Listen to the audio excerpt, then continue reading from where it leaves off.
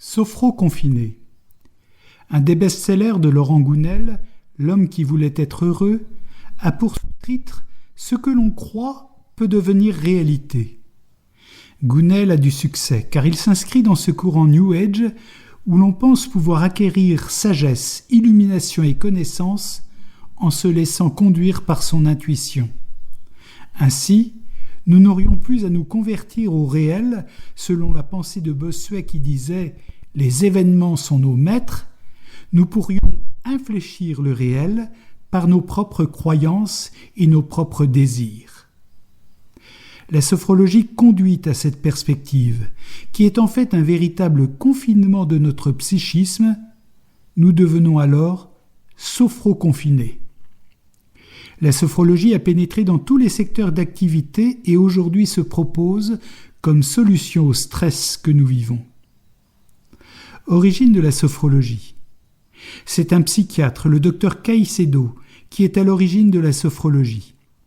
Né à Bogota, en 1932, Caicedo fit des études de neuropsychiatrie en Espagne.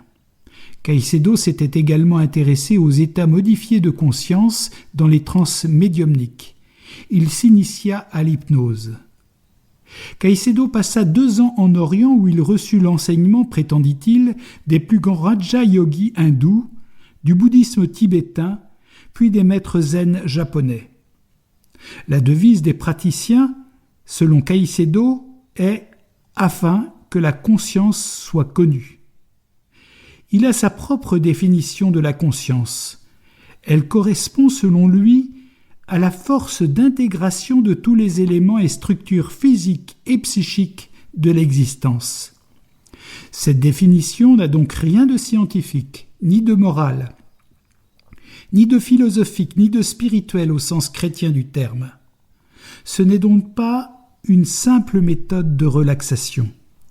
La sophrologie est une vision sur l'homme. En 1977, Caicedo prononça la Déclaration de Recife ou Déclaration des valeurs de l'homme. Caicedo y présenta la sophrologie comme étant fondatrice d'une conscience nouvelle, salvatrice de l'humanité, mobilisatrice et révélatrice des ressources cachées de l'homme. Il y a dans cette déclaration mégalomaniaque tous les ingrédients nécessaires et suffisants pour une emprise totalitaire, pour une mise sous dépendance ouverte à toutes les dérives possibles. Principe de la sophrologie. Dans le premier niveau de la sophrologie, Caicedo s'inspire de la pensée du yoga hindou, dans le deuxième des techniques bouddhistes, dans le troisième enfin celle du zen japonais. Il n'y a pas de yoga sans gourou, postule Caicedo lui-même. Nous sommes prévenus. Nous entrons là dans une initiation qui nécessite un guide qui a parcouru lui-même ce chemin initiatique, s'inscrivant dans un regard et une relation particulière à soi, au monde, aux autres et à sa finalité. La sophrologie dans le degré 1 peut être comparée à d'autres méthodes de prise de conscience corporelle ou de relaxation. En cela, elle peut être bénéfique, aidant à mieux connaître son corps et à se détendre. Mais très vite, et dès ce niveau, il est envisagé des exercices de mentalisation qui s'éloignent de la simple prise de conscience corporelle. En effet, il est proposé de voir son corps de l'extérieur ou d'induire certains climats intérieurs par des exercices de visualisation. Le degré 2. Pour Caicedo, c'est la répétition des sensations qui crée le sentiment. Ainsi, le sentiment est traité à la manière d'un conditionnement réflexe. Nous retrouvons cela dans la programmation neurolinguistique ou PNL. Ainsi, l'on peut, à force de répétition, programmer ses émotions et ses sentiments pour en demeurer maître en toute situation et circonstance. Des exercices proposent de visualiser son corps comme si nous étions extérieurs à lui. Puis il faut explorer l'espace, le cosmos, en découvrant le monde avec un regard nouveau. On fait ainsi l'expérience que notre conscience est illimitée puisqu'elle aurait la faculté de s'extérioriser. Ce degré 2 se termine par l'émission d'un souhait positif. La respiration est associée à une pensée positive qui concerne directement le sujet. J'ai la paix. ou des êtres qui lui sont chers, ou encore qui concernent tout l'univers. Puissent tous les êtres avoir la paix. Formulation d'une prière laïque, chère à la pensée positive, que nous retrouvons également dans la méditation de pleine conscience. Mais à qui s'adresse cette prière ? À soi, au monde ou à une énergie indifférenciée ? Le degré 3 est inspiré par une méditation zen qui permettrait de réaliser la fusion des contraires et des complémentaires vers l'essence de toute chose, et qui développerait la compréhension intuitive. Cette intuition serait l'accès à une conscience cosmique, paisible et harmonieuse, où tout est un, tout est dans tout. Il faut pour y arriver se débarrasser de la raison et d'une intelligence analytique pour accéder à cette connaissance directe et immédiate.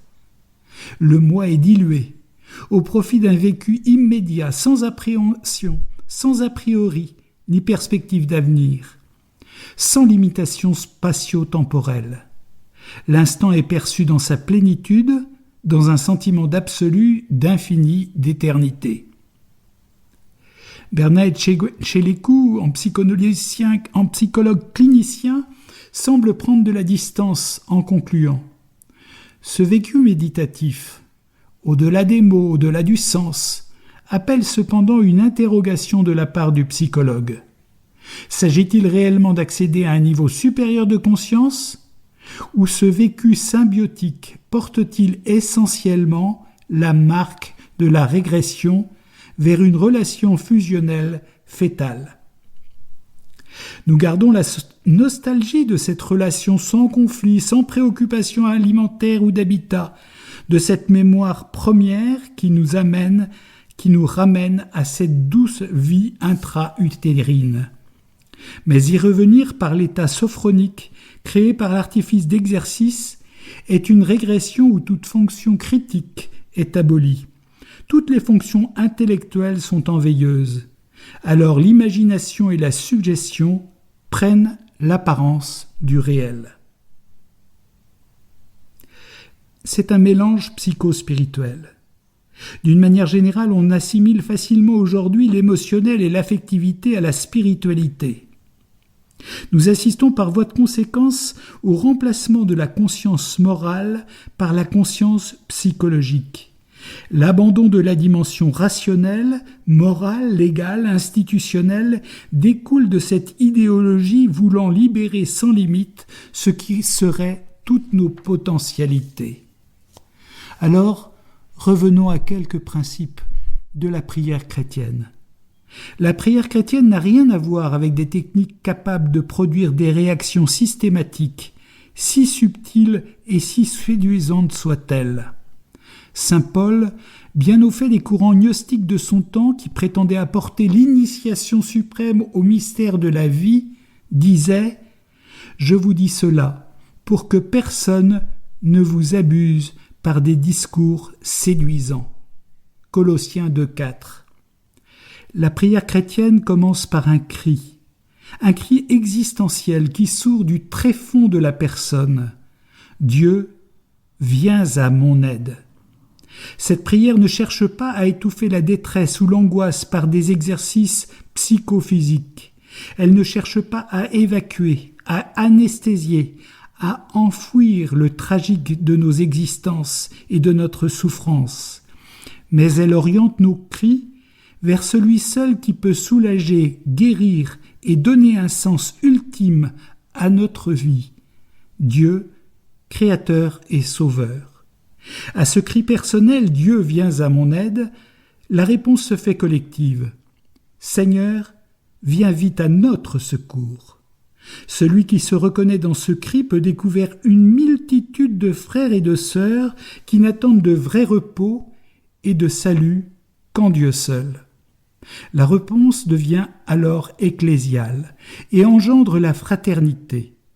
Une fraternité pour bâtir un monde qui se reçoit de cette expérience spirituelle fondatrice et nous conduit à la vie éternelle.